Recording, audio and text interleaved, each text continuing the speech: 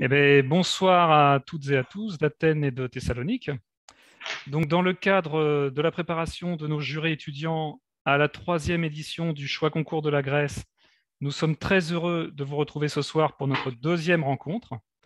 Nous avons la joie de recevoir ce soir Sorge Chalandon, écrivain et journaliste français, auteur du roman Enfant de Salaud, qui est un des 4 romans en lice parmi Le Voyage dans l'Est de Christine Angot, Milwaukee Blues de Louis-Philippe d'Alembert et La plus secrète mémoire des hommes de Mohamed Bougarsar.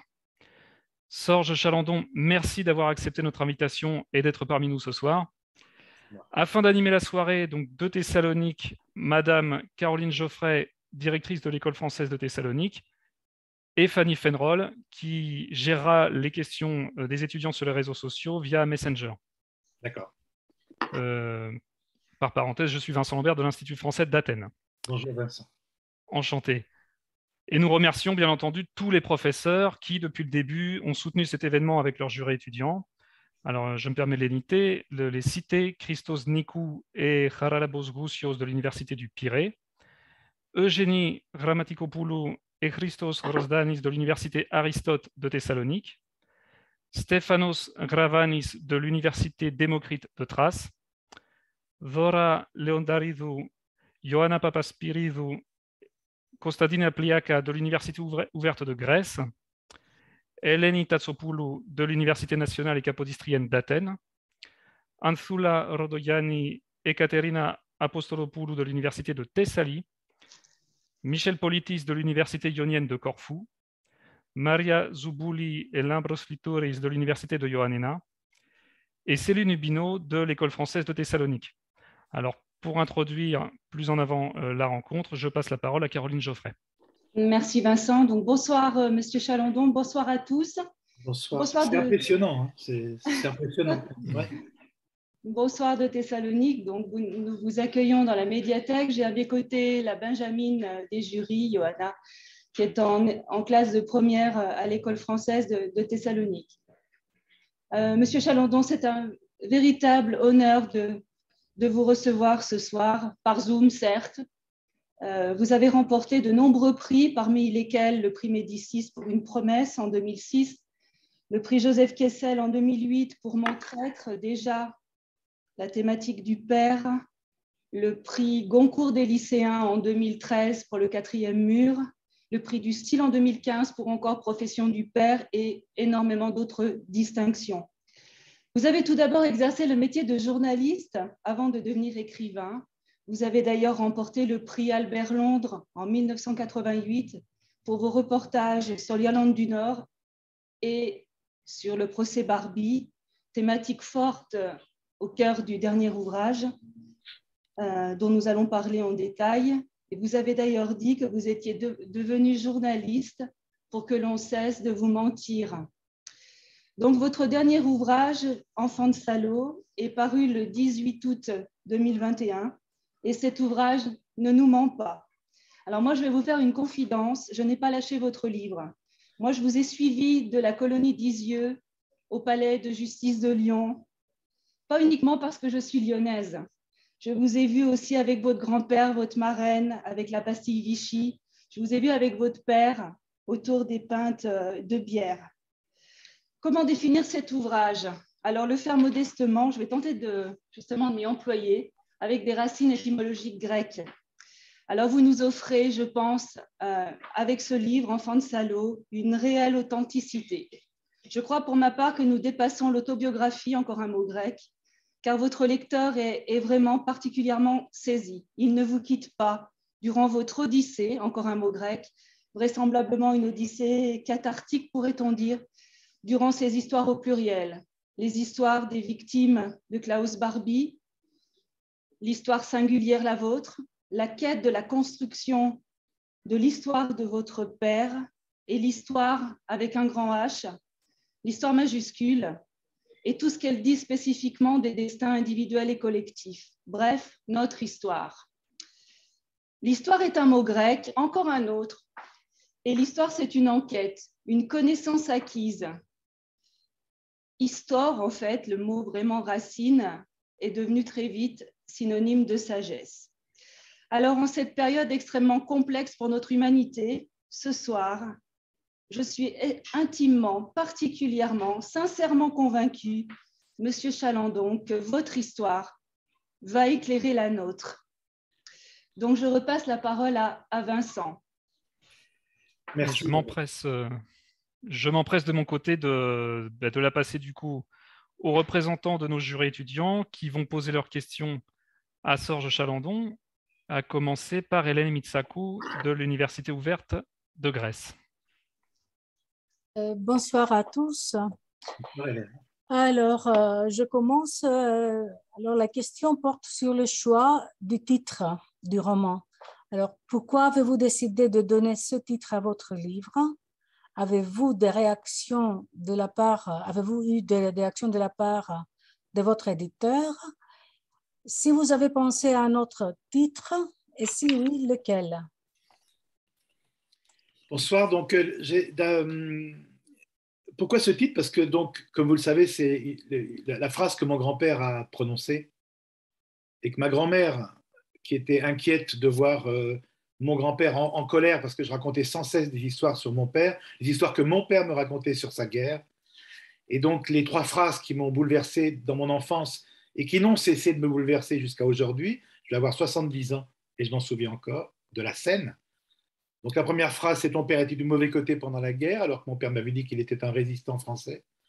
La deuxième phrase, c'était je l'ai vu habillé en allemand à Lyon. Lyon, c'est une grande place Bellecour à Lyon. Je l'ai vu habillé en allemand. Et c'est ma grand-mère qui a dit à mon grand-père arrête d'embêter le petit avec ça. Et mon grand-père a dit il est temps maintenant, il est assez grand, il faut qu'il le sache. C'est un enfant de salaud. Mon grand-père, c'est un radical socialiste. Mon grand-père, c'était un vieux socialiste lyonnais. Son héros s'appelait Édouard Herriot, c'est-à-dire c'était la République française, la République lyonnaise, et qui voit son fils habillé en allemand, habillé dans l'uniforme de l'ennemi pendant la guerre. Pour lui, le salaud, c'est ça. Pas pour moi. Moi, ce qui est important, c'est que qui suis-je, moi, aujourd'hui, pour dire ce que j'aurais fait pendant la guerre? Qui, aujourd'hui, lorsqu'on est en paix, qui aujourd'hui peut dire j'aurais résisté, je n'aurais pas résisté, j'aurais collaboré? Qui, aujourd'hui, sait ce qu'il a dans son ventre? Est-ce que dans notre ventre, il y a un salaud, il y a un héros, il y a un traître? Est-ce que dans notre ventre, il y a quelqu'un de beau, quelqu'un de laid? Seule la guerre explique ça. Seule la guerre peut, à un moment donné, faire sortir ce que vous avez dans votre ventre. Donc, quand mon grand-père dit enfant de salaud, il me parle évidemment, c'est moi dont il est question, mais il parle de mon père qui pour lui est un salaud parce qu'il a trahi la France. Pour moi, le salaud, c'est pas ça. Pour moi, le salaud, je garde cette phrase, mais pour moi, le salaud, c'est l'homme qui, une fois revenu en paix, après la guerre, c'est celui qui a martyrisé ma mère, c'est celui qui a martyrisé ses enfants, dont moi, c'est celui qui n'a jamais été un père, c'est celui qui, sa vie entière, nous a menti, c'est celui qui nous a laissés sans lumière, sans conscience ni politique ni morale, qui nous a jamais expliqué ce qu'était la différence entre la vérité et le mensonge. Le salaud, c'est un homme qui, toute sa vie jusqu'à sa mort, a été raciste, a été antisémite, a été au-delà de bête, il a été violent, il a été brutal, il a été toxique. Donc pourquoi j'ai pris ce titre-là? C'est parce que c'est un titre, pour moi, c'est une phrase qui est double. Il y a la phrase que mon grand-père prononce pour son fils. C'est terrible pour un homme de voir son fils habillé dans l'uniforme de l'ennemi, pour un homme qui croit dans la République, pour un homme qui a fait la guerre de 14-18 et qui est profondément affecté par l'occupation. Voir son fils passer à l'ennemi, c'est bouleversant, c'est un salaud. Moi, je garde cette phrase, mais je ne dis pas la même chose. C'est-à-dire que ce que je dis, et je l'explique toujours, c'est pour ça que les réactions, une fois que j'ai expliqué ça, les réactions, ça va très bien. C'est-à-dire que quand les gens me disent dans une rencontre, mais vous ne pouvez pas dire que votre père est un salaud, il y a d'autres enfants, des jeunes, qui sont passés aussi à l'ennemi. Je dis, mais je ne parle pas de ça. Je ne suis pas juge, je ne suis pas policier, je ne suis pas enquêteur, je ne suis pas inspecteur, je ne suis pas gendarme. Je n'ai pas le droit de juger un homme sur ce qu'il a fait, ou une femme, sur ce qu'elle a fait pendant la guerre, parce que je n'y étais pas et je ne sais pas, moi, ce que j'aurais fait pendant la guerre. En revanche, le salaud, pour moi, ce n'est pas l'homme qui a porté l'uniforme allemand. Le salaud, pour moi, c'est l'homme qui n'a jamais porté le costume du papa. Jamais. Qui n'a jamais été un père. Qui était un père maltraitant, un père battant, un père insultant, un père qui nous a terrorisé notre vie entière. Le salaud est là. et quand j'ai choisi ce titre, quitte peut-être à ce qu'il y ait quelque chose d'incompréhensible pour les gens, mais moi je sais que je vais expliquer ça. Je vais expliquer ça aux journalistes qui vont m'interroger, je vais expliquer ça dans les rencontres, je vais expliquer ça aujourd'hui à Thessalonique, à Athènes, à Thrace, etc. Je vais expliquer que ce titre-là ne recouvre pas ce qu'un enfant pense de ce que son père a fait pendant la guerre, mais du mal qu'il lui a fait pendant la paix. Et quand j'ai proposé ce titre à mon éditeur, j'avais un autre titre qui ne m'a pas plu en fait. C'est un titre qui parlait à la fois de Barbie et à la fois de mon père qui avait la même attitude. Et ce titre, c'était L'orgueil des vaincus. Et non, j'aime pas. Ça ressemble à une thèse d'histoire ou une thèse de philo ou une thèse de français. L'orgueil des vaincus, je n'aimais pas. En revanche, enfant de salaud, c'est ce que j'étais, c'est ce que je suis et c'est ce que je voulais expliquer. Par ce titre-là, j'ai pu expliquer au-delà de l'histoire de mon père ce que je ressentais par rapport à lui, enfant, pendant la paix. J'espère que j'ai répondu. Je vous remercie. Merci beaucoup. Merci. Nous avons une autre question de l'Université ouverte de Grèce, posée par Eleni Troubouki. Bonsoir. Bonsoir. Je vous de vous rencontrer ce soir. C'est gentil. Et ma question, c'est, nous nous demandons si l'écriture est une procédure de réconciliation avec le passé douloureux, un processus de catharsis ou au contraire un espace de réminiscence des événements qu'il ne faut pas oublier. Il y a une phrase, une expression française que je n'aime pas du tout, que je combats même. Et c'est une phrase qui est employée partout, par tout le monde.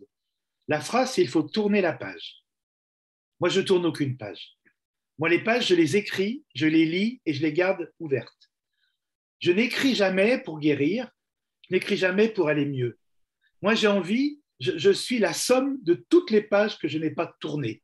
Je suis la somme de mes cicatrices. Je suis la somme y compris de tout le mal qui m'a été fait par la famille, par mon traître en Irlande, par ce que j'ai pu vivre pendant les guerres que j'ai couvertes en tant que journaliste. Tout ça me construit. Tout ça, c'est mon socle. Tout ça, c'est ce qui fait que je suis vivant. Donc quand j'écris, d'abord, ce n'est pas pour qu'on me plaigne, jamais. C'est-à-dire je vais toujours au-delà de l'autobiographie pure. On est ailleurs que dans l'autobiographie pure. J'écris pour partager. Quand j'ai eu un cancer, ma femme et moi, on l'a eu en même temps. J'ai écrit une joie féroce pour partager ce que j'étais en train de vivre avec des gens qui avaient le cancer. Quand j'écris ce livre-là, les gens qui viennent me voir ne me parlent pas de mon père, ils me parlent du leur. Ils ne me parlent pas de ma famille, ils me parlent de la leur.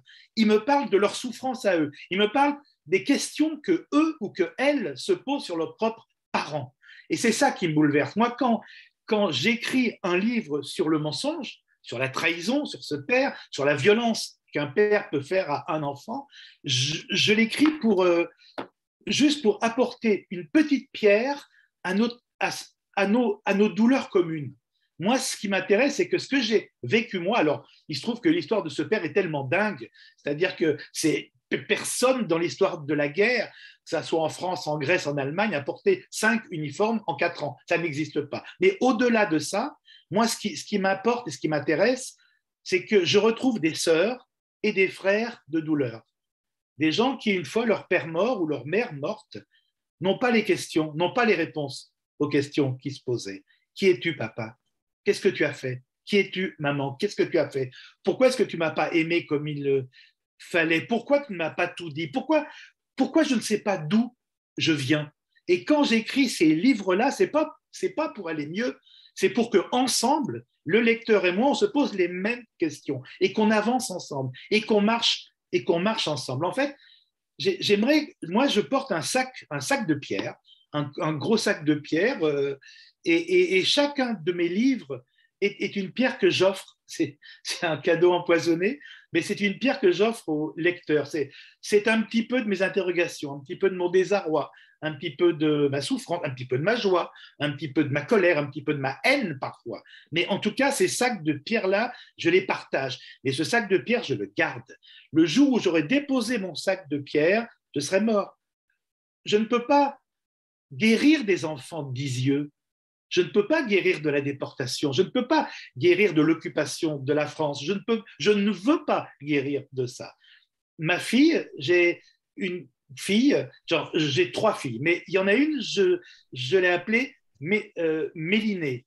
Et je l'ai appelée Mélinée parce que l'un des partisans en France, qui était arménien, Méliné Manouchian, il y avait une affiche rouge qui avait été faite par les Allemands pour nous montrer que les partisans français, les résistants, c'était tout un ramassis d'Italiens, de Juifs, etc., etc. C'est-à-dire qu'ils ont voulu détruire ces combattants en faisant une affiche rouge qui montrait que ce n'étaient pas des vrais Français. Or, cette affiche, c'est l'honneur de la France.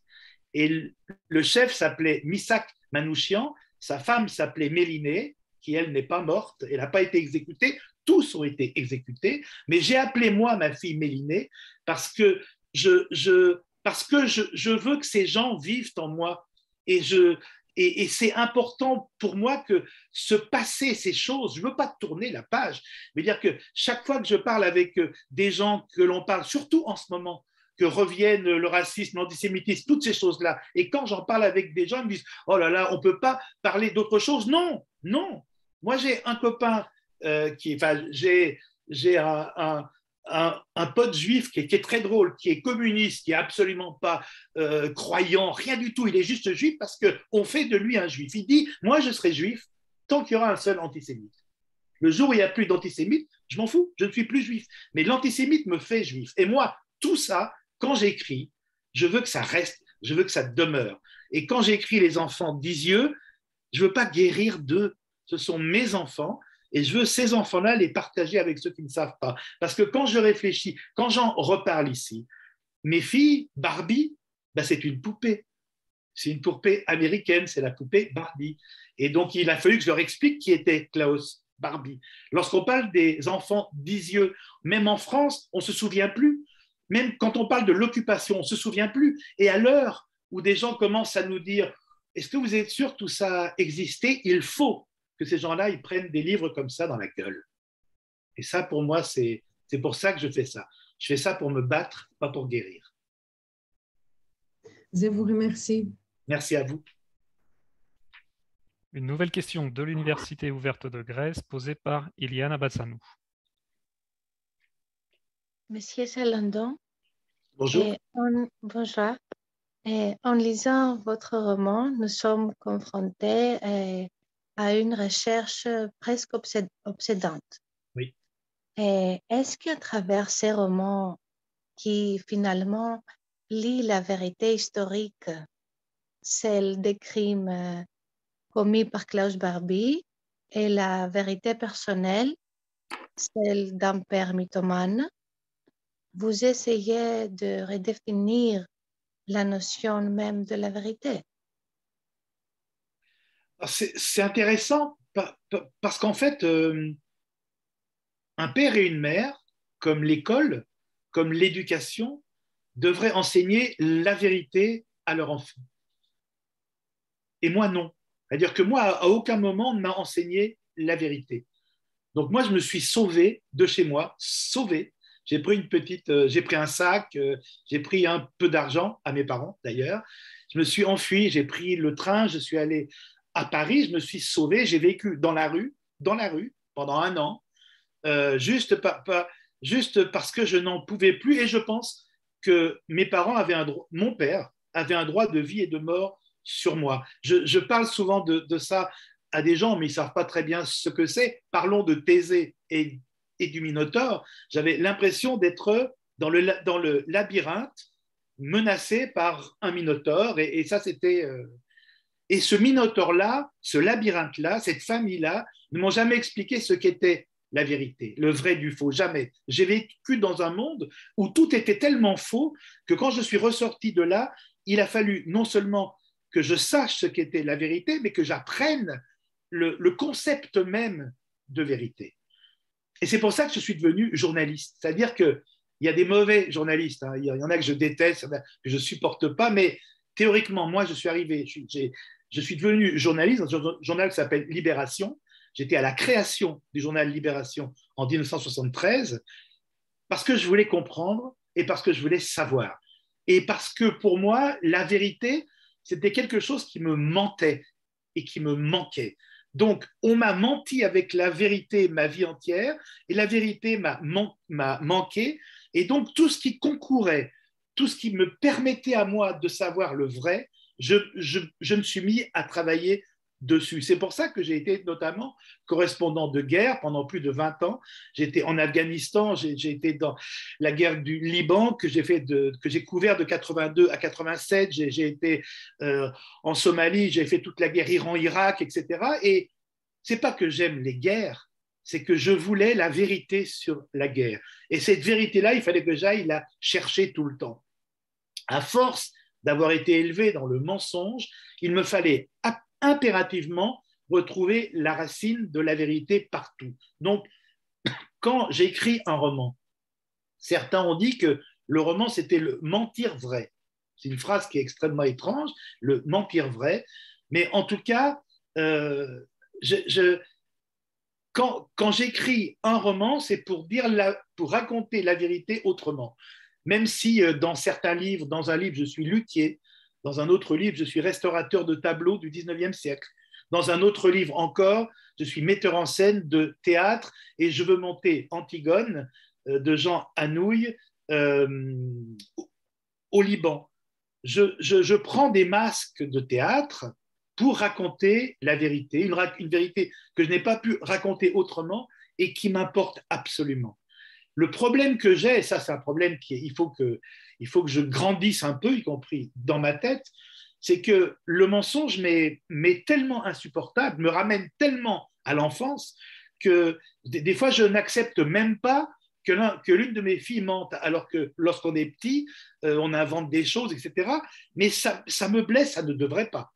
Mais ça me blesse exactement comme si, parce que pour moi, mentir, c'est ne pas aimer.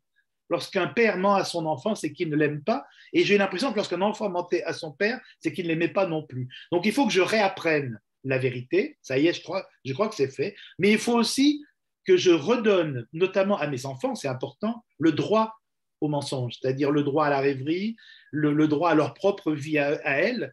J'ai 3 filles. Il faut, et ça je n'en suis pas encore tout à fait là, il faut que j'accepte qu'elles aient un monde à elles, et dans ce monde-là, la vérité n'est pas tout.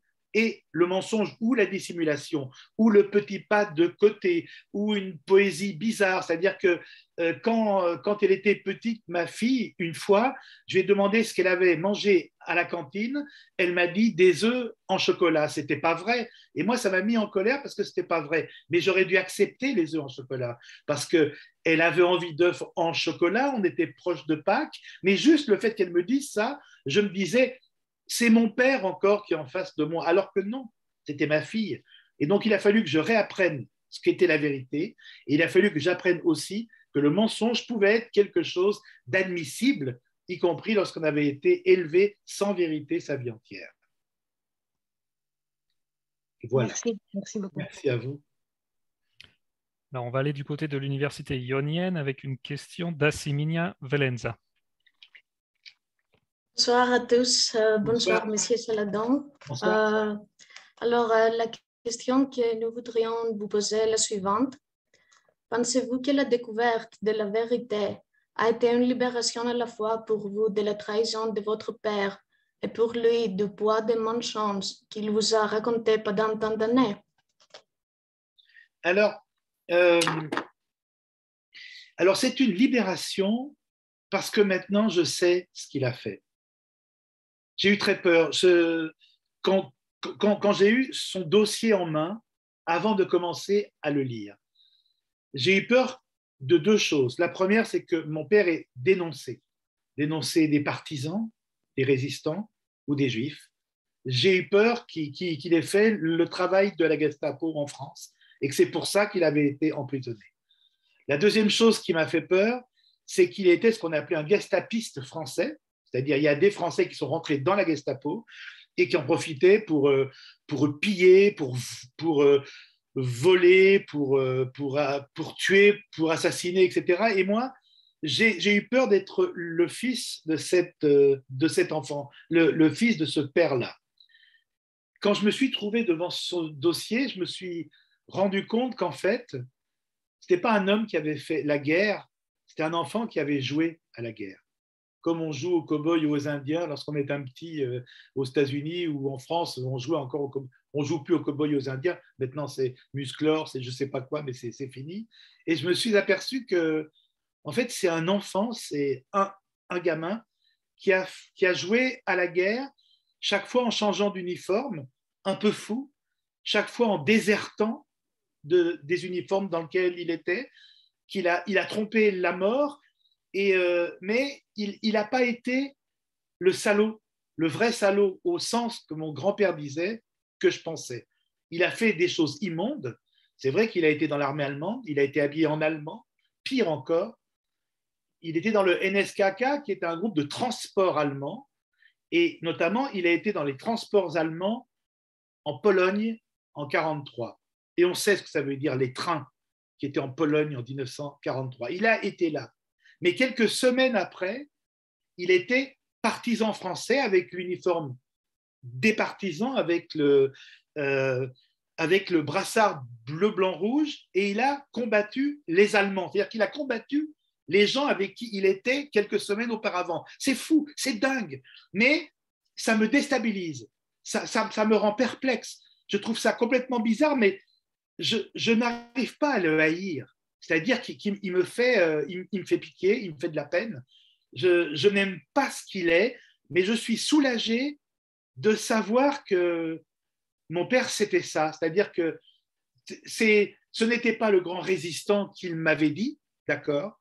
Ça n'avait pas été à la fin de sa vie, il m'avait dit qu'il avait été Waffen-SS, qu'il avait été dans la division Charlemagne, qu'il avait combattu les soviétiques en Russie, puis qu'il avait été l'un des derniers défenseurs du bunker de Hitler à Berlin. C'était faux. Jusqu'à son lit de mort, il m'a menti.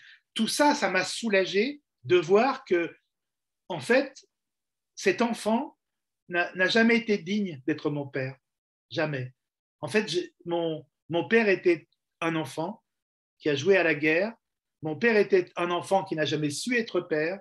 Mon père était un enfant qui a menti à son enfant sa vie entière. Et ce qui m'a soulagé, et ça c'est vraiment extrêmement important, c'est que tous les livres que j'ai écrits jusqu'à présent, jusqu'à ce livre-là, tous sont des livres écrits par un enfant, par l'enfant qui est en moi, tous. Et ça c'est le premier livre qui est écrit par un père. Maintenant, j'ai écrit ce livre, non pas parce que je suis le fils de mon père, mais parce que je suis le père de mes filles. Et ce livre-là m'a soulagé parce que je crois qu'il a fait de moi un homme, en fait. J'ai quitté le père qui me faisait peur pour devenir un père qui, j'espère, est très différent et qui est un bon père. Donc ce livre, pour moi, ce qu'il a fait, maintenant je le sais, et ça m'a permis de faire tout le chemin qui fait de moi un vrai père et non plus un enfant qui joue au père comme mon père a fait sa vie entière. Voilà. Je vous remercie. Mais c'est moi qui vous remercie. Alors, une question de l'université de Ioannina, posée par Cristina Scorda. Bonsoir à tous. Bonsoir. Alors, on voudrait poser la question suivante. Le parcours du protagoniste vers la découverte de la vérité lui fait subir à la fois les traumatismes personnels et familial et les traumatismes collectifs de la France. Les fins de l'histoire apportent-elles la catharsis au niveau individuel et collectif?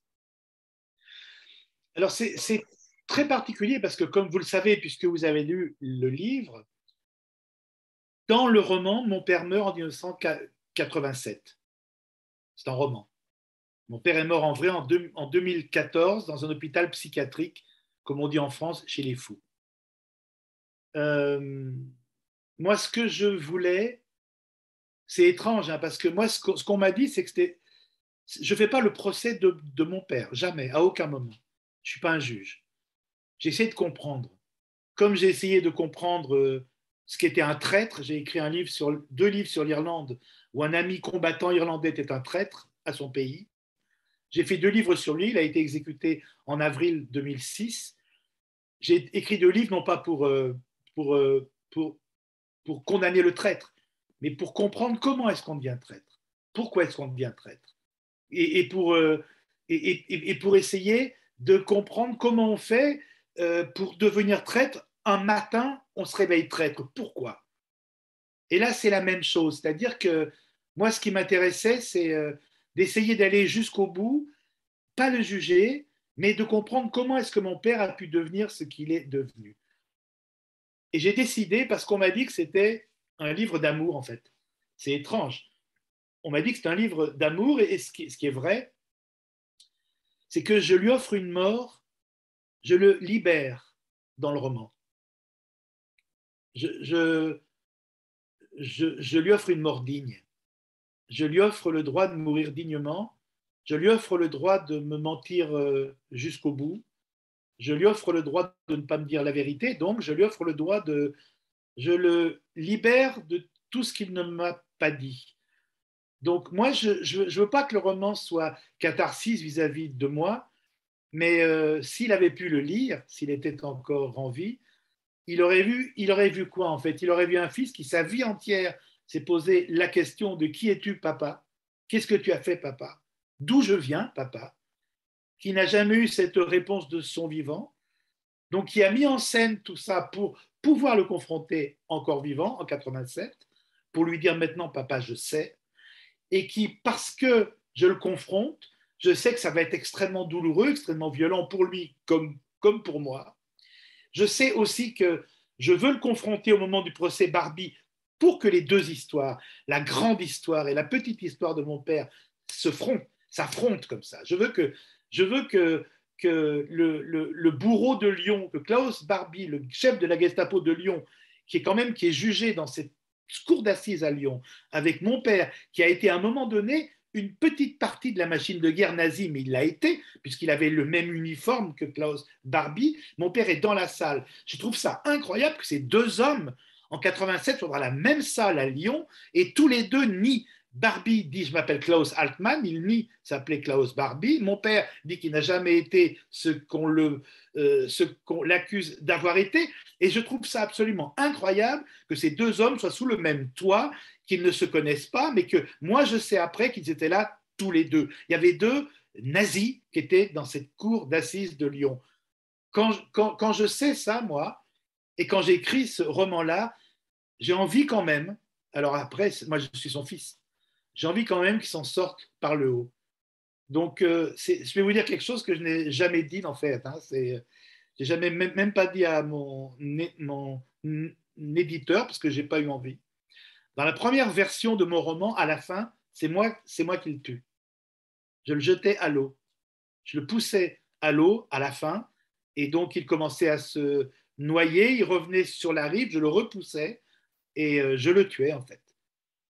Et je suis resté 1 mois avec cette fin-là, et je ne pouvais pas. Et je pouvais pas. Et même tuer son père, même dans un roman, pour moi, c'était... Je ne pouvais pas l'accepter, je ne voulais pas l'admettre, je ne pouvais pas l'assumer, je ne pouvais pas dire j'ai tué mon père, même dans un roman, je ne pouvais pas. Alors, je l'ai réécrit, et c'est lui qui saute à l'eau. Et c'est lui qui me demande de le laisser partir. Et c'est lui qui me demande de ne pas le secourir. Et ça me va. Et quand il tombe à l'eau et quand il va mourir dans l'eau, et je termine en disant je vais te rejoindre sur l'autre rive. Donc même mort, même après sa mort, même après tout ce qu'il m'a fait, moi je suis son fils. Je ne suis pas sûr que je rentre en pardon. Pour rentrer en pardon, moi je pense qu'il faut me demander. Si on me demande pardon, je pardonne parce que c'est humain.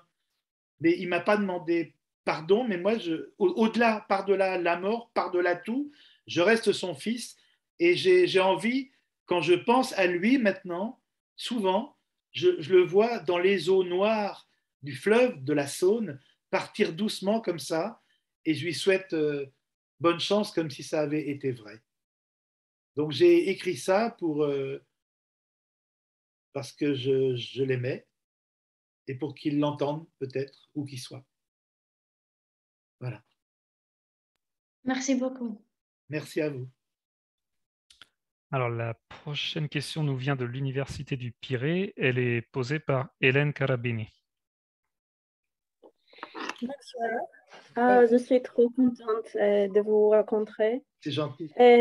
Alors, la question qu'on voudrait demander est la suivante. L'écriture peut-elle penser les plaies du passé et guérir les blessures familiales? Non, alors j'ai un petit peu répondu déjà tout à l'heure, mais non, rien pour moi, rien ne guérit grâce à l'écriture.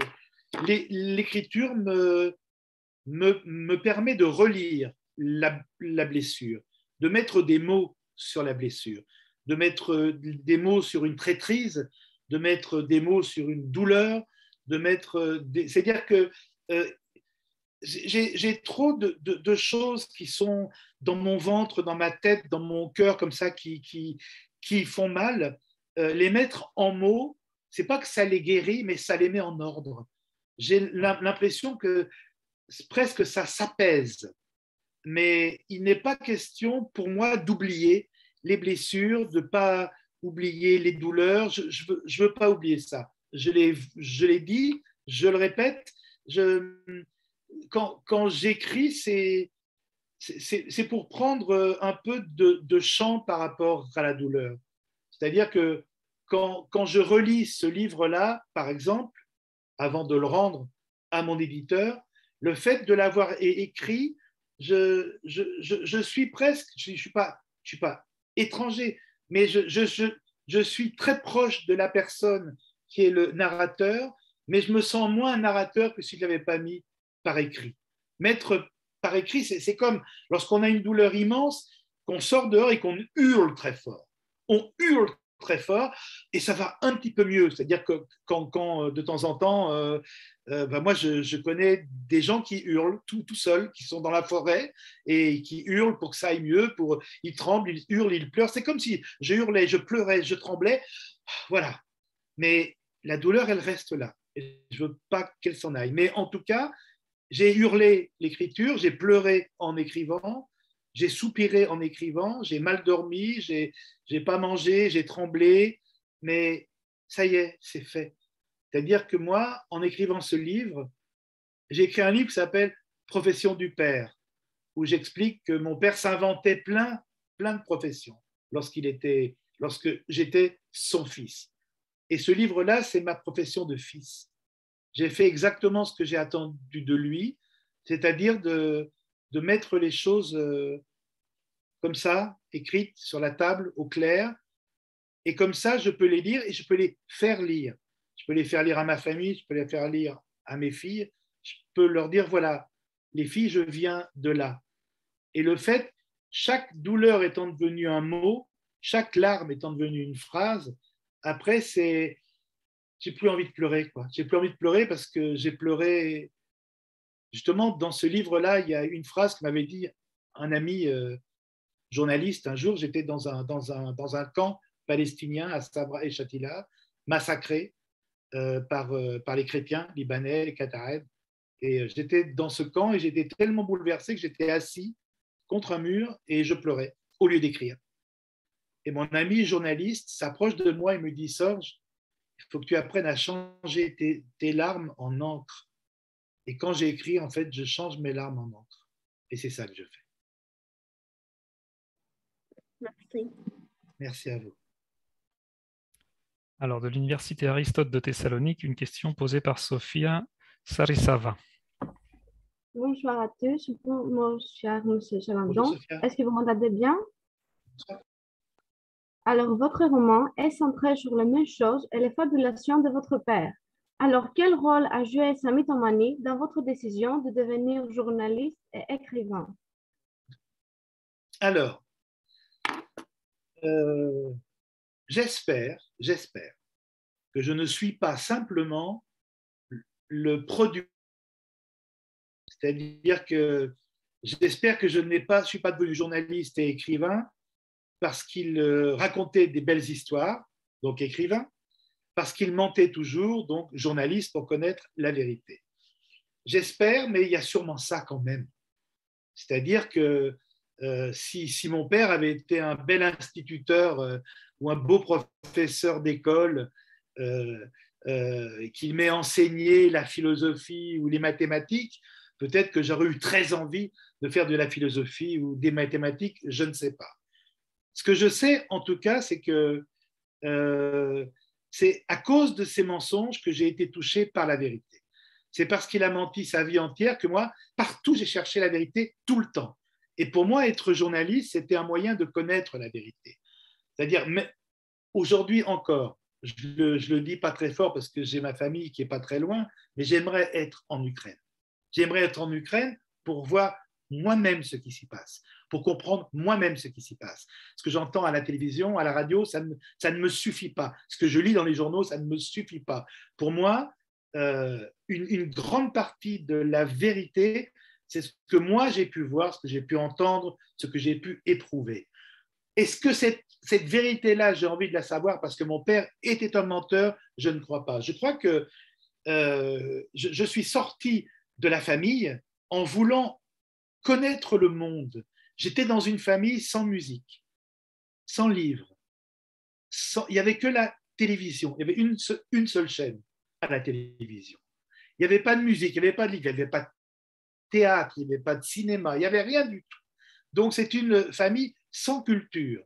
C'est terrible de dire ça de sa famille, mais sans culture, sans intelligence, sans gentillesse, sans rien. Il n'y avait pas que le mensonge, mais il y avait tout ça qui faisait que quand je suis sorti de là, il a fallu que je comprenne ce que c'était qu'une bibliothèque, ce que c'était qu'un roman, qu'est-ce que c'était qu'un musée, qu'est-ce que c'était qu'un film, qu'est-ce que c'était que trembler en écoutant une musique magnifique. Il a fallu que tout ça, je l'apprenne. Donc, si ce que mon père m'a enseigné, c'est ça, tant mieux. Mais ce n'est pas qu'il me l'a enseigné, c'est qu'il me l'a interdit. Et c'est parce qu'il m'a interdit tout ça que je me suis autorisé tout ça. C'est-à-dire que si peut-être tout ça m'avait été permis, je n'aurais pas eu cette faim. Une faim de vérité, peut-être parce que cet homme-là m'avait empêché d'accéder à tout ça. Donc, je ne suis pas simplement la réaction contre mon père. Ça serait dommage si je n'étais que le petit garçon. C'est-à-dire que si mon père avait été d'extrême gauche, je serais d'extrême droite. Non, j'espère pas. Autrement, ça serait épouvantable. Mais en tout cas, ce que je sais, c'est qu'il m'a... Tout ce qu'il avait de non intelligent m'a obligé à la culture. Et pour moi, je crois que c'est un cadeau qu'il ne se doute pas qu'il me l'a fait, mais en tout cas, il me l'a fait.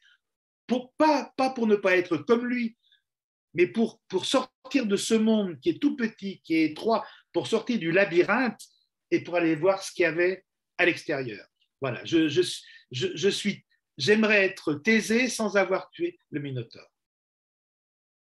Je vous remercie. C'est moi qui vous remercie. Merci beaucoup. Alors, c'est au tour de l'Université nationale et capodistrienne d'Athènes. La question est posée par Martina Tsimboglou.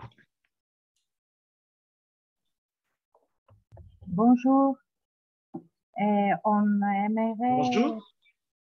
aimerait poser une question. La condamnation judiciaire du nazisme et de la moralité que le personnage du père et de Barbie représente est-elle une justice suffisante pour ceux qui ont subi les atrocités de la guerre et la trahison du père? Alors, c'est-à-dire que ce que vous me demandez, c'est est-ce que condamner Klaus Barbie à la réclusion criminelle à perpétuité, c'est suffisant? Oui, exactement. C'est ce qu'on voulait. C'est la différence entre... C'est la différence entre les barbares et nous. C'est-à-dire qu'en France, comme dans d'autres pays, la peine de mort n'existe plus. Donc, la différence, c'est que Klaus Barbie a eu le droit à un vrai procès, a eu le droit à une vraie cour de justice, a eu le droit à un vrai tribunal populaire, a eu le droit à un vrai jugement, chose que lui n'a jamais fait, jamais, à personne. Pour être très franc, c'est un peu compliqué parce que je suis un être humain, je suis journaliste, etc. Si Barbie avait été assassinée, ça ne m'aurait pas dérangé. Pas du tout. Mais ce qui m'aurait dérangé, c'est pas qu'on tue Barbie. Ça ne me dérange pas. Mais ce qui m'aurait dérangé, c'est que le fait de tuer Barbie aurait empêché le procès Barbie. Parce que le procès Barbie, c'était quoi? On savait tous que Klaus Barbie n'allait ni s'excuser, ni qu'il allait nier. Le procès Barbie, ça a été un moyen, un moment absolument exceptionnel dans l'histoire de notre pays, dans l'histoire de la France. Le procès de cet homme-là a été le moyen pour que les derniers, les survivants des camps, les survivants de la déportation, les survivants des tortures, les survivants des mauvais traitements, que tous ces gens-là ont pu venir raconter avant de mourir. Tous maintenant sont morts. Tous ceux qui ont témoigné au procès Barbie sont aujourd'hui morts. Et il était extrêmement important que ces gens, aujourd'hui, alors qu'il y a des gens qui nient les crimes nazis, qui disent que Auschwitz n'a pas existé, etc., que ces gens-là viennent parler. Et donc, le procès Klaus Barbie, pour moi, en fait, cet homme-là, qu'il vive ou qu'il meure, je m'en fichais totalement. Ce n'était pas mon problème. Mon problème, c'est que grâce à ce procès, les victimes allaient s'avancer devant nous. Quand j'ai écrit ce livre, j'ai beaucoup pensé aux petits-enfants de Isieux, aux 44 enfants d'Isieux, et notamment au plus petit de tous, le plus petit de tous qui s'appelait Coco Boulka et qui avait 4 ans. Moi, ce qui me touche, c'est que grâce au procès Barbie, Coco Boulka, on en a parlé. C'est-à-dire que grâce au procès Barbie, on n'a pas juste dit il a tué. Non, l'histoire, l'image de cet enfant de 4 ans et des 43 autres sont revenus parmi nous. Et c'est ça, moi, qui m'a intéressé. C'est que ce procès a obligé Barbie, a obligé tout le monde à écouter ces morts. Et ces morts, grâce au procès, ils ont parlé. Grâce au procès, ces morts se sont relevés. Grâce au procès, la France a réentendu ce qu'elle avait fait. Parce qu'il y avait une belle France et il y avait une France criminelle. Et la France criminelle, grâce à ce procès, on l'a encore jugée une deuxième fois. Et pour moi, oui, je trouve que c'est suffisant dans le sens où qu'est-ce qu'on voulait de plus que ça? Ce procès était fait pour punir Barbie, mais surtout, c'est un procès pour entendre les victimes, que toutes les victimes puissent venir, les survivants, venaient devant la justice pour dire voilà ce qu'était la guerre, voilà ce qu'on a vécu, voilà ce que Barbie nous a fait, voilà les tortures, voilà les morts. Pendant 2 mois et demi, on a entendu ça et on a entendu la voix du petit Boulka, du petit Coco qui avait juste 4 ans. Et pour ça, pour moi, le procès était extrêmement important. Plus que la justice, plus que l'histoire, faites entrer les victimes et écoutez les morts. Parce qu'autrement, si on ne fait pas entrer les victimes, si on n'écoute pas les morts, il y aura toujours des gens qui diront « ils n'ont pas existé ». Si ils ont existé, on a des photos, on a des noms, on a des âges, on a leur petite voix, on a leur carte postale qu'ils envoyaient aux parents. Ma chère maman, je travaille bien à l'école parce que j'ai envie que tu sois fier de moi, ce qu'il avait écrit. Tout ça, s'il n'y avait pas eu le procès, on ne l'aurait pas entendu. On ne l'aurait pas entendu. Et on serait parti tout doucement vers l'oubli. Il ne faut pas oublier. Et je ne veux pas oublier.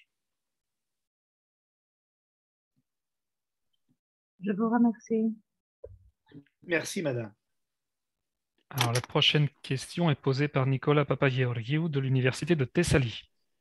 Bonsoir, Monsieur Chalandon. Je vous remercie infiniment d'être avec nous ce soir. Bonsoir, Nicolas. Est-ce que vous sentez qu'après ce livre et la révélation de l'histoire de votre père à tous les lecteurs, vous seriez donc capable de le pardonner un jour et surtout de cesser de vous sentir un enfant de salon? Vous avez été coupé. Donc, je répète, pardonnez-moi. Alors, en fait, ce qui m'arrive là est extrêmement compliqué. Ce qui m'arrive là est compliqué parce que c'est la fin d'un cycle. Je ne reparlerai plus de mon père. Je referme le grand livre du père. Il n'y aura pas Enfant de salaud 2, la suite, je ne sais pas quoi. Je crois que j'en ai fini avec les questions que je me posais sur ma famille, avec la traîtrise du père. Je crois que j'en ai fini avec tout ce qui me porte depuis 70 ans. Je garde tout ça dans mon cœur, mais je ne vous embêterai plus avec, je veux dire. J'en ai fini, c'est-à-dire que je ne sais pas s'il y aura un autre livre. Je ne sais pas si j'aurai envie un jour d'écrire un autre livre ou alors une fiction pure peut-être, mais en tout cas, en ce qui concerne la quête de l'enfant sur le père, c'est terminé. La quête de l'enfant sur la famille, c'est terminé. Comme je disais tout à l'heure, ce livre a fait de moi un homme, un père, et cet homme-là, ce père-là, je vais en rester là aujourd'hui. Est-ce que je suis un enfant de salaud? Je vais essayer de le dire autrement, c'est-à-dire je suis l'enfant d'un père, oui, qui a été monstrueux avec nous. Et ça, je crois que rien ne pourra y faire. Même si je lui pardonnais un jour, je peux pas pardonner 16 ans de ma vie où je me cachais sous les lits pour ne pas être frappé. Je ne peux pas pardonner 16 ans de ma vie où j'ai vu ma mère pleurer toujours. Je ne peux pas pardonner 16 ans de ma vie où j'ai protégé mon petit frère de ses coups. Je ne peux pas pardonner 16 ans de ma vie où j'avais peur de rentrer le soir à la maison. Je ne peux pas. Je ne peux pas. Ce n'est pas que je ne veux pas. C'est que c'est trop tard. Ce qui est terrible, mais ça arrive souvent dans la vie d'enfants qui ont été battus ou à qui on a menti. Ce qui est terrible, c'est ce sentiment terrible de rendez-vous manqué. J'ai rendez-vous manqué. Mon père n'a pas vu ses petits-enfants, n'a pas vu ses arrière-petits-enfants. Mon père, je ne l'ai plus revu. Mon père n'a pas revu ma femme. C'est-à-dire qu'en fait, il est mort menteur, il est mort seul, et c'est bouleversant. C'est ça que je regrette. Ce que je pardonne à mon père, c'est... je ne suis peut-être pas assez catholique pour ça, catholique romain, mais je ne pourrais pas dire pardonnez-leur car il ne sait pas ce qu'il fait. Je pense qu'il a souvent su ce qu'il faisait et il l'a fait quand même. Et donc, j'ai du mal à lui pardonner. Mais si un jour je rentre en pardon, je crois que ça me fera un bien fou aussi. Mais ce n'est pas encore le moment. Pour l'instant, comme je vieillis, quand je me regarde dans la glace le matin, je le vois. Le visage est le même. Et c'est terrible d'avoir le visage de son père. Ou pour une femme, le visage de sa mère. C'est terrible parce que du coup, j'en viens des fois à me poser des problèmes sur moi-même et tout faire, toujours, toute ma vie pour que mes enfants ne soient pas des enfants de salauds. Je vous remercie infiniment. Merci à vous. On va aller vers l'université Démocrite de Thrace et la question est posée par Mariana Parisiavi. Bonsoir. Bonsoir. Merci pour être avec nous aujourd'hui. Je voudrais vous poser la question suivante. Qu'est-ce qui vous a motivé à traiter du sujet de la collaboration, un des chapitres les plus obscurs de l'histoire française et qui a constitué un traumatisme pour l'entourage familial des collaborateurs? Alors, ça a été aussi un traumatisme pour l'entourage familial des résistants. Les collaborateurs... Écoutez, si mon père n'avait pas été collaborateur, je ne me serais jamais intéressé à cette époque. En fait, lorsque vous avez un père, une mère, mais en tout cas, quelqu'un qui à un moment donné a fait corps avec quelque chose. Imaginez-vous, vous et moi, on ne se connaît pas du tout, mais imaginez-vous à un moment donné que votre père ait été un officier supérieur ou un officier pendant la dictature des colonels. et que vous saviez et que vous auriez appris qu'il était à l'école de mécanique ou qu'il avait torturé, ou etc., etc. Ça vous entrait. C'est-à-dire que vous passeriez vos jours et vos nuits à vous demander mais qu'est-ce qu'il a fait et d'où je viens moi et qui je suis. Et donc voilà, je serais enfant de quelqu'un qui a été qui aurait été non pas un colonel grec, il ne faut pas exagérer, mais même un capitaine grec, et qui aurait fait du mal et qui aurait torturé. Je ne sais, ça me hanterait ma vie entière. Mais qu'est-ce que tu as fait, papa? Qu'est-ce que tu as fait? Alors si en plus cet homme-là m'avait dit qu'en fait il était avec les démocrates et qu'il me mente là-dessus, et que j'apprenne que mon père, un grand démocrate, c'est ce qu'il aurait pu me dire, qui a été mis en prison par les colonels, j'apprends qu'en fait il était avec eux, c'est quelque chose qui change votre vie, et votre vie entière, vous essayez de comprendre et de savoir où est la part de la vérité.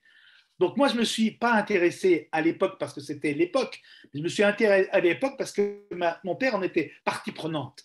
Et tant que je n'avais pas la réponse, qu'est-ce que tu as fait, papa? Dis-le-moi. Maintenant, c'est encore pire maintenant, puisque quand je vois, et c'est bouleversant ça, quand je vois le dossier, son dossier pénal, je vois qu'il est condamné. Il y a 5 jurés. Enfin, il y a 4 jurés et un président. Il y en a 3 qui sont contre la peine de mort et 2 qui sont pour. Il y aurait eu 3 pour et 2 contre, je ne serais pas avec vous aujourd'hui.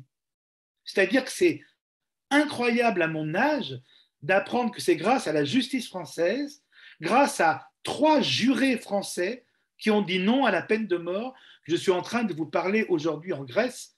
Et c'est bouleversant pour moi de savoir que je suis vivant parce que mon père a menti. Je suis vivant parce que la justice a été bonne pour lui. Je suis vivant parce qu'à un moment donné, les juges ont eu un doute. Qui est cet homme et est-ce qu'on peut lui faire confiance? Je suis vivant parce qu'ils ont donné une seconde chance. Et cette seconde chance, c'est moi.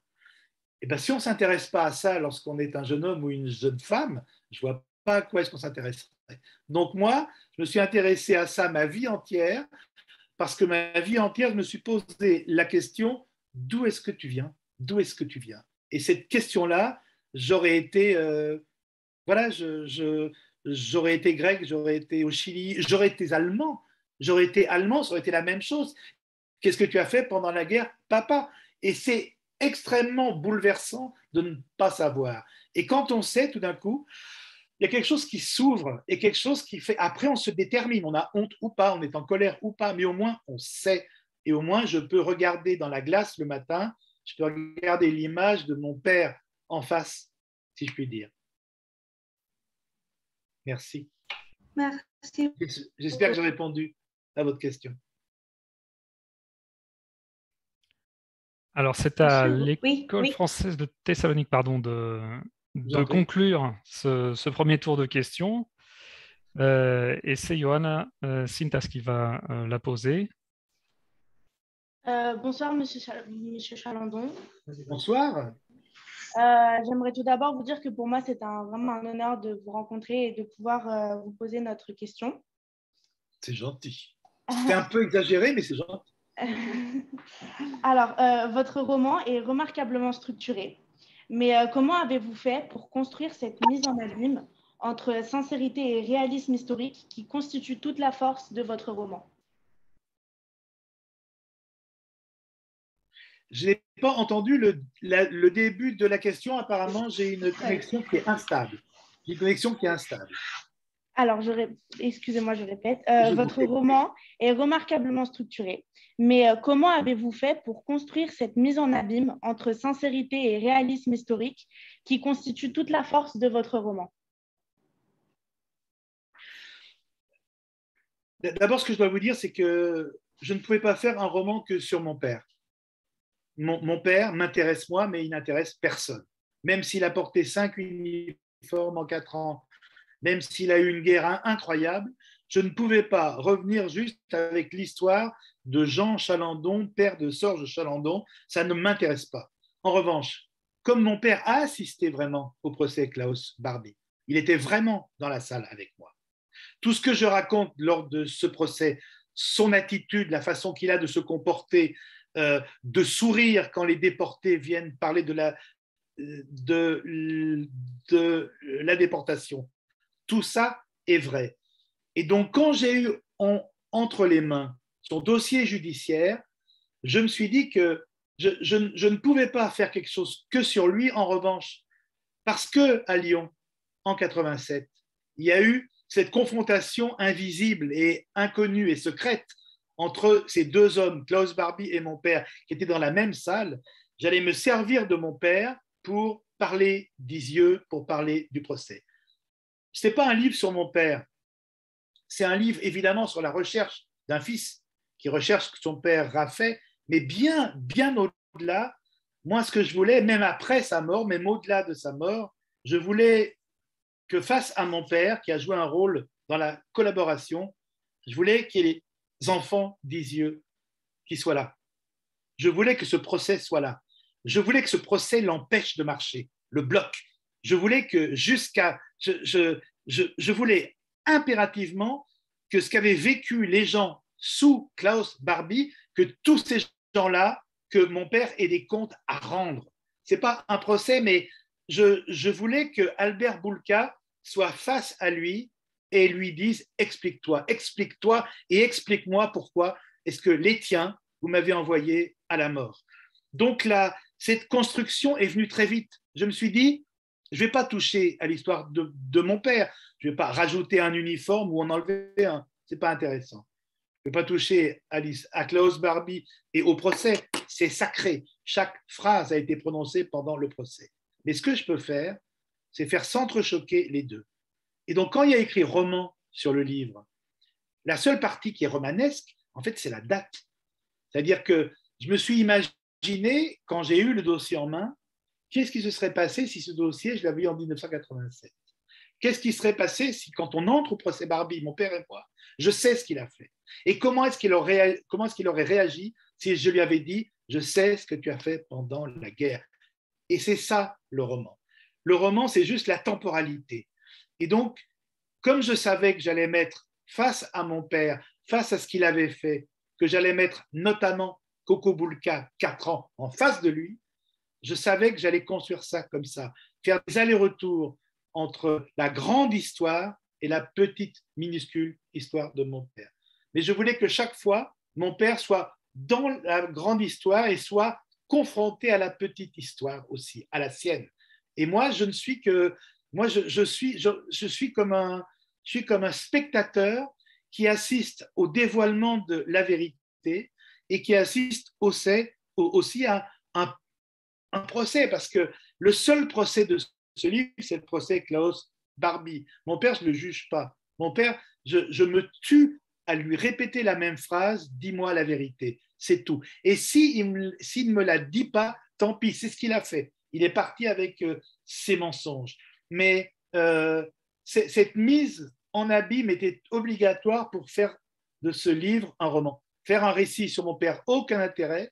Refaire le procès Barbie toutes ces années après, aucun intérêt. En revanche, dire à tout le monde que lors du procès Barbie, dans la salle d'assises de Lyon, il y avait un petit soldat allemand qui a toujours nié et qui a toujours menti à son fils. Là, il y avait quelque chose qui pouvait ressembler à un roman. D'autant que quand je lis la phrase de mon père, quand mon père écrit à son juge et qu'il veut être reçu par le juge et qu'il écrit de sa main, et tout ça est dans le dossier, « Excusez mon pauvre style, monsieur le juge, mais je suis un soldat, pas un romancier », quand je lis cette phrase, je me dis « Oh, mais si papa, bien sûr que tu es un romancier et je vais te le prouver ». Merci beaucoup.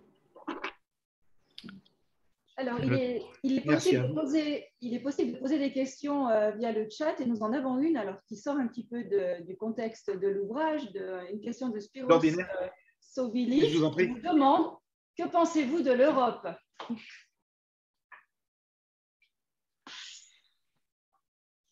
De l'Europe, comme ça. Oui, comme ça. Ce que je pense de l'Europe.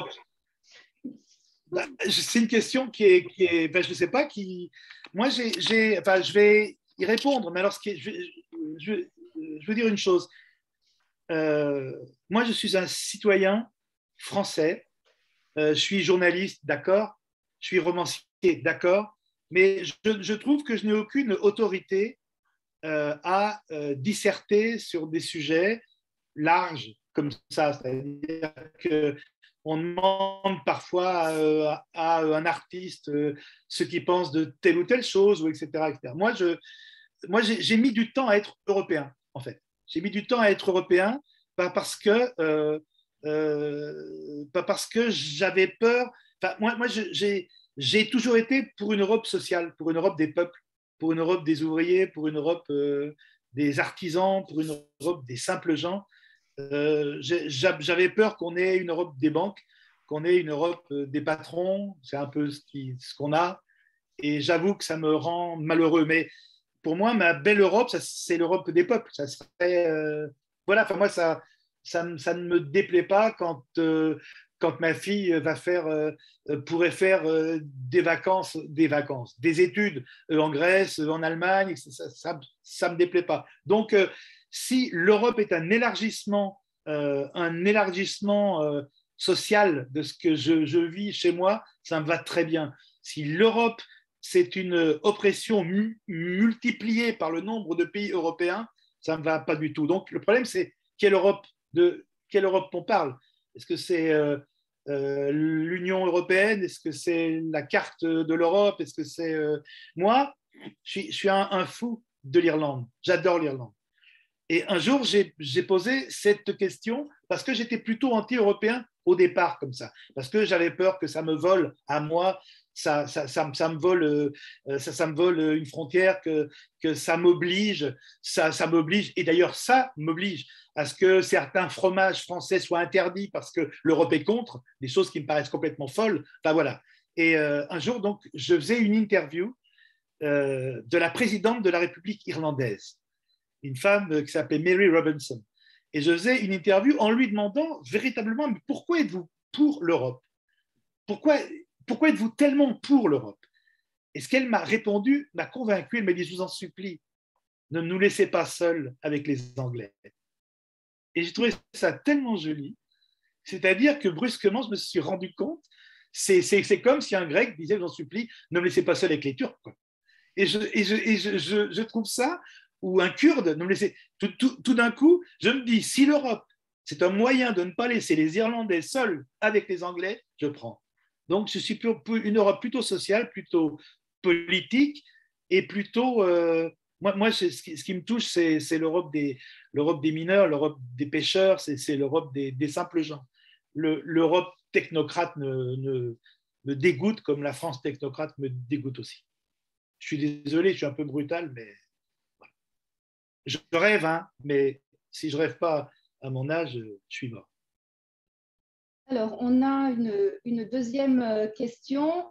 Est-ce que vous croyez que votre roman, comme d'autres romans français résistants à cette tendance récente de l'extrême droite de réviser la politique du pétainisme et du régime de Vichy, comme c'était le cas, de l'actualité socio-historique, la réalité historique concernant le cas, par exemple, de Maurice Papon et de Paul Touvier? Donc, c'est une question de Stéphane Gravanis de l'Université Démocrite de Thrace. Donc, est-ce que vous croyez que votre roman, comme d'autres romans résistant à cette tendance de l'extrême droite, s'insère en fait dans l'actualité socio-historique? Alors, c'est compliqué. Enfin, je n'ai pas bien compris. Ce n'est pas un roman d'extrême droite, on est d'accord, hein. Est-ce que votre roman, comme d'autres romans français, oui, c'est un roman qui résiste à cette tendance récente de l'extrême droite de réviser la politique populiste? Voilà. Alors, alors là, je sens que je ne vais pas me faire que des amis, mais tant pis. Je veux dire, on est entre nous, donc je n'ai pas toujours écrit des romans. J'étais aussi un militant politique. Et le racisme, l'antisémitisme, l'extrême droite, moi, je les ai combattus physiquement. C'est-à-dire, je ne suis pas un pur esprit qui pense que par ses romans et par ce qu'il écrit, il va combattre. Il y a plein de moyens de combattre. Et j'ai combattu aussi directement, physiquement, lorsqu'il le fallait, coup de poing, barre de fer, etc. Donc, je connais la violence politique contre l'extrême droite, et lorsque l'extrême droite utilise la violence politique, on l'utilise en retour, et c'est juste, c'est normal. J'ai vieilli, je suis journaliste, donc je suis dans un journal qui combat les extrémistes et qui combat tout ce qui est contre la démocratie, etc. Et quand j'écris un roman, le jeune que j'ai été est toujours là. La colère que j'ai, elle est toujours là. Enfin, on est en 2022, on ne va pas réexpliquer à un antisémite qu'être antisémite, c'est mal quand même. On ne va pas lui expliquer que le racisme, c'est pas bien. On ne va pas passer des heures à dire qu'il y a des choses qu'on ne fait pas ou qu'on ne dit pas. C'est fini tout ça. Maintenant, je pense qu'on est entré dans un moment de combat. Il y a ceux qui écoutent, ceux qui n'écoutent pas, ceux qui comprennent, ceux qui ne comprennent pas, mais il y a des choses basiques sur l'antisémitisme, le racisme, le mépris, sur le droit des femmes, etc., des choses qu'on ne va pas réexpliquer quand même. Ça, c'est fait. Alors maintenant, on est pour, on est contre, et ceux qui sont contre ou ceux qui sont pour, ils se déterminent. Mais quand j'écris ce livre-là, moi, quand je l'écris, et on vient me voir après, on vient me voir parce que des gens ont oublié Barbie, ont oublié Isieux, et les gens disent, c'est bien que maintenant encore on en reparle, mais ce n'est pas un pamphlet, ce n'est pas 5 colonnes dans un journal pour dire attention au négationnisme. Ça, moi, je le fais tout le temps dans ma vie, dans mon journal, tout le temps. Mais je me sers d'un roman si dans le roman, en plus, il y a ça, il le faut et c'est nécessaire. C'est-à-dire que tous les moyens de combattre ces choses-là, de combattre l'intolérance, tous les moyens sont bons. Si j'étais chanteur, je le chanterais. Si j'étais peintre, je le peindrais. Si j'étais soldat, je me battrais. Si j'étais metteur en scène de théâtre, je mettrais en scène. Voilà, mais je ne veux pas qu'il y ait la moindre place possible donnée à ceux qui prêchent l'intolérance. Je ne veux pas. Alors après, oui, quand j'écris ce livre, oui, c'est pour mon père, c'est pour comprendre, oui, c'est pour le procès Barbie, et oui, aussi, c'est pour vous dire, souvenez-vous, tous, tout le temps, toujours, que ça, c'était hier, et que ça peut arriver tout à l'heure, demain, dans un mois. Souvenez-vous de ça, parce que si on ne se souvient pas de ça, on est mort et ils gagneront. Et ça, c'est quelque chose qui me... Mais à aucun moment, je me sens polémiste, ou à aucun moment, je me sens homme politique. Mais si par un écrit comme celui-là, ou par d'autres que j'ai écrits sur la guerre, la trahison, si par ces choses-là, il y a des petites choses qui passent, des petites choses que l'on entend. Moi, c'est bouleversant quand je vois des jeunes de votre âge qui ont relu dans le roman Le procès Barbie, ils avaient entendu parler, mais la plupart n'étaient pas nés. Et qu'ils écoutent les déportés, qu'ils écoutent les torturés, qu'ils écoutent tous ces gens qui ont souffert dans leur chair et dans leur vie, et qu'ils les entendent, ben moi, ça me va. Et s'il y a des gens qui me disent même, j'ai préféré dans ce roman tout ce qui était sur Barbie, plutôt que l'histoire de ton père, ça me va. C'est-à-dire que ce livre existe, après on peut prendre à l'intérieur ce que l'on veut, il y a la quête du fils, et puis il y a l'homme qui est totalement, aujourd'hui encore, qui est halluciné par le fait que des idées qu'on croyait exterminées par la guerre, des idées qu'on croyait enfouies avec Hitler, le bunker, etc., Mussolini, que ces idées peuvent remonter comme ça, ici, là, à droite, à gauche, et pas aux terrasses des cafés, à la télévision, sur le web, sur les réseaux. Et le fait que ces idées existent, ça me rend fou. Et donc oui, si dans un roman, je peux, en plus de tout ça, qui existe, ça me va. Mais je ne fais pas ça pour que ça existe. À l'intérieur, il y a autre chose. Là, c'est l'histoire aussi d'un père, c'est l'histoire d'un fils, mais ce père, il a participé à quelque chose qui est de l'ordre de l'infamie, et grâce à ce père infâme, je peux parler d'autre chose qui est infâme et qui est présent, et qui est l'actualité d'aujourd'hui. Donc Stéphanos vous remercie. Je lis le chat en même temps. Et c'est moi qui vous remercie, Stéphanos. Voilà. Donc c'est vraiment... je crois qu'il n'est pas possible de conclure sur une thématique tellement universelle, tellement importante, tellement humaine. Une autre constatation... une autre Stéphanos qui rajoute quelque chose sur le chat. Le personnage du père nous rappelle le personnage de Lacombe Lucien dans le film de Louis Malle. Alors, Stéphanos, je ne sais pas si vous m'entendez, comment ça se passe, mais en fait, oui et non. Oui et non, parce que j'ai eu extrêmement peur que mon père ait été Lacombe Lucien. C'est-à-dire que pour ceux qui n'ont pas vu le film, c'est un film de Louis Malle, c'est un vieux film. Lacombe Lucien, c'est un jeune Français dans une petite ville de France. Il y a la guerre, il n'y connaît rien à rien, il ne sait pas. Il veut rentrer dans la résistance. Donc, il va voir un professeur d'école et il dit « Oui, bonjour, j'aimerais être résistant. » Et le professeur lui dit « Va-t'en, allez, tu n'as rien à faire ici. » Lacombe, qu'est-ce qu'il fait, Lucien? Traverse la rue et il va chez la Gestapo française. Et il dit « Je peux être avec vous ?» Et là, il dit « Mais oui, bien sûr, tu as toute ta place avec nous. » Et il devient un petit gestapiste français. Il a l'accent du sud de la France. Et au lieu de dire police allemande avec l'accent allemand, il dit police allemande avec l'accent du sud de la France. Et c'est bouleversant parce que Lacombe Lucien, c'est un gamin qui ne comprend rien à la guerre, qui se retrouve avec un pouvoir qui est immense, il se retrouve avec une arme, il se retrouve dans le camp de l'ennemi sans y comprendre rien. Mon père aurait été que Lacombe Lucien, je n'aurais pas écrit de livre. Le problème, c'est que quelques semaines après, mon père était un résistant français. Et c'est ça qui est la différence avec Lacombe Lucien, c'est que Lacombe Lucien a choisi le camp de l'ennemi parce que c'est un gamin, parce qu'il ne comprend pas, parce qu'il veut qu'on l'aime, il veut qu'on s'intéresse à lui, il veut prendre de l'importance dans ce pays, dans cette France vaincue qui baisse la tête.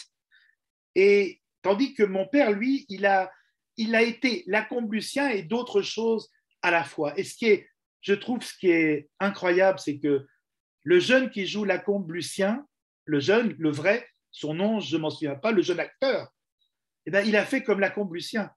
C'est-à-dire qu'il joue ce rôle-là, son seul rôle de sa vie.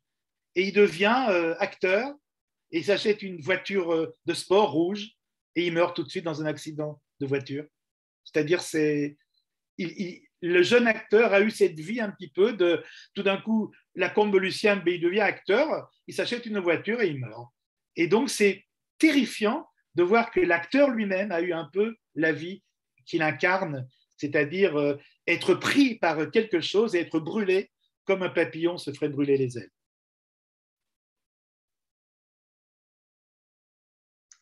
Voilà, je crois qu'on n'a plus de questions.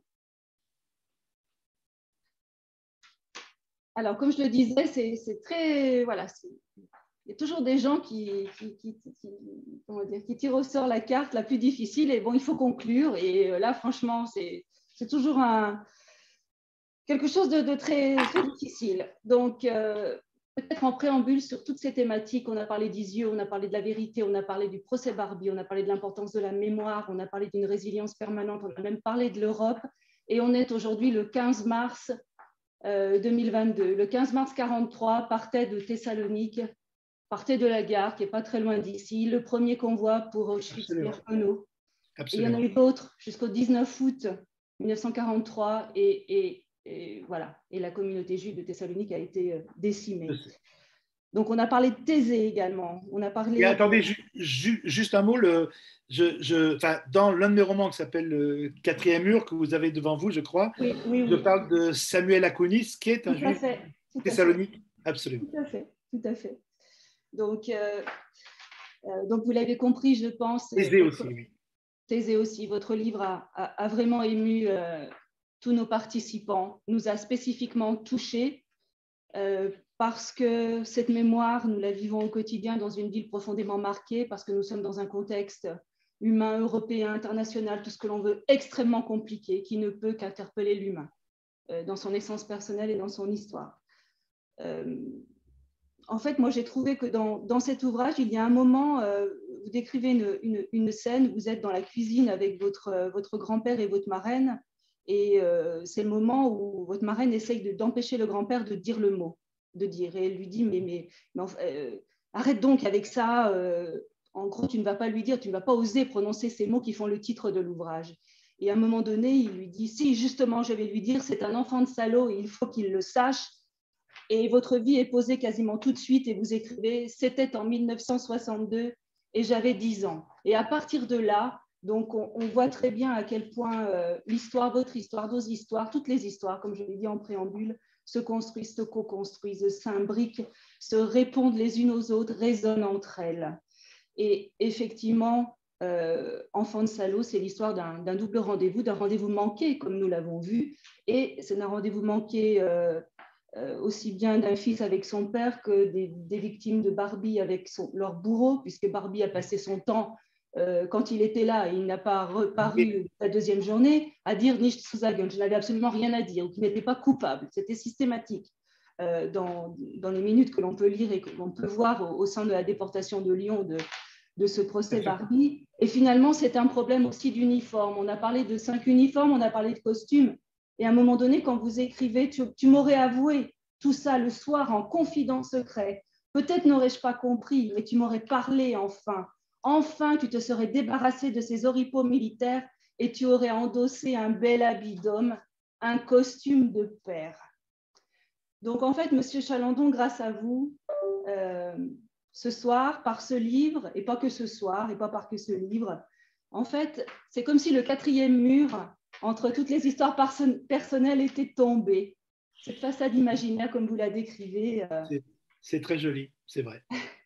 Cette façade imaginaire, en fait, pour en quelque sorte renforcer l'illusion, est tombée ce soir.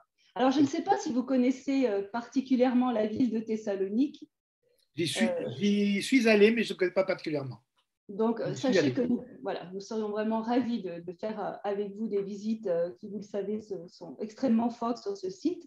Et donc, effectivement, dans le 4e mur, il y a un personnage qui s'appelle Samuel Akonis. Tout à fait, Samuel Akonis, qui est grec oui. De Salonique, oui. Qui porte en lui toute l'histoire douloureuse de la Grèce, qui parle du 17 novembre à Polytechnique, 17 novembre 67, qui parle du drame de sa famille, de ses oui. parents gazés à Birkenau à leur arrivée, et de lui-même caché à Corfou. Et il a une formule que moi je trouve extrêmement en résonance avec l'authenticité de la rencontre de ce soir. Alors, il parle à son ami Georges, c'est au début du livre, c'est avant de se lancer dans la mise en scène d'Antigone. Bien sûr. Et il lui dit, et c'est Georges qui parle, il dit que Samuel a contemplé mon regard désolé, il a ri et il a dit que j'avais un papillon dans la tête et un cœur de trop.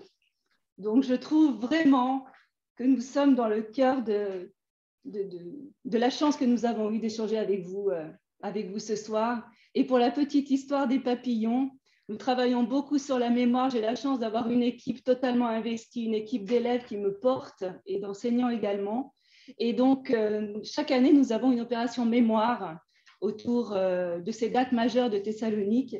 Et cette année, le symbole, ça a été le papillon, parce que nous avons travaillé sur le poème « Le papillon » de Pavel Friedman. Donc, je ne dévoile pas encore les papillons, mais il y aura très prochainement une très, très belle opération là-dessus et un très beau partenariat autour d'un poster qui sera très symbolique avec des papillons. Donc, merci d'avoir été notre papillon ce soir. Je vous remercie infiniment. Je voulais quand même vous dire que cet ami s'appelait Yanis, que je l'aimais infiniment et c'est lui qui m'a dit aussi, Sorge, ne jouez pas à la guerre et prends soin des mots. Parce que lui venait effectivement des combats, il avait été emprisonné, on l'avait reçu à Paris comme on avait reçu des Chiliens, etc. Et il trouvait qu'on jouait, qu'on était des enfants. Parce que lui venait d'un pays où il n'y avait plus d'enfance. Et ça m'a toujours beaucoup touché. Et c'est pour ça que j'ai donné naissance à Samuel en mémoire de Yanis. Voilà. Alors, on a un très, très beau message d'Eleni Frankoudaki, qui est étudiante de l'Université ouverte hellénique. Monsieur Chalandon, je voudrais vous remercier infiniment de cette conférence vraiment exceptionnelle. La découverte de la vérité ferait le chemin à un meilleur avenir en paix, tant au niveau personnel qu'au niveau des relations entre les pays, étant en quête de la vérité, de la solidarité et de la liberté. Et c'est vrai que lorsqu'on est en Grèce, quand on parle de liberté, c'est le mot qui scande l'hymne national. Et c'est vrai que dans notre situation actuelle, quelle que soit la langue, je crois que c'est un mot à côté de celui de paix, d'Irénie en grec, hein, sont des mots vraiment fondamentaux. Et puis, voilà, lorsque je vous vois toutes et tous là, je me souviens, c'est important, le livre, la littérature, souvenez-vous toujours que c'est la première chose qu'on brûle quand il y a une dictature. C'est le livre, c'est le savoir, c'est la connaissance. Donc, moi, j'y suis attaché parce que j'étais dans une famille où on n'avait pas le droit de lire, où tout ce qui venait de l'extérieur, y compris la lecture, c'était mal. Et quand je nous vois entourés de livres, quand je nous vois parler de littérature, je sais que lire, c'est résister. Et je trouve ça formidable que vous résistiez aussi, parce que je pense qu'on va devoir résister tous. Il va falloir le faire vraiment et sincèrement, et on n'aura pas le choix. Et je pense que les livres, ça sera aussi... c'est une arme. Il faut s'en souvenir tout le temps. Le livre peut être une arme. Voilà. Infiniment merci. Merci à vous. Nous vous attendons vraiment à Thessalonique. Un bonheur. Merci. Merci à tous et à toutes. Au revoir. Au revoir. Merci, Au revoir. Au revoir. Au revoir. Merci beaucoup. Merci, au revoir. Au revoir, au revoir, au revoir. Merci.